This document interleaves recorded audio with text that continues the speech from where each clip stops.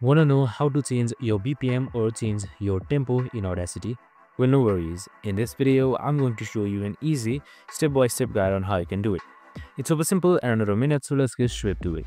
Now, first things first, simply open up your Audacity application.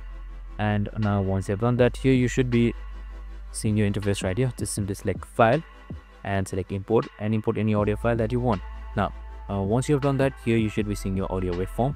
Now, since we want to change our tempo or our BPM, what you can do is right here down on the bottom left side, you should be seeing tempo right here. So you can just simply type it in anything that you like. So you can just change it as you want, 150, 120, and most part you can even to 200, and you can see the waveform change as well as we do it. And that's it. Super simple and easy. This is how you easily change your tempo or your BPM in Audacity. I hope this video helped. If it did, make sure to like, subscribe, and tune in with us for more of these videos. See you in the next one.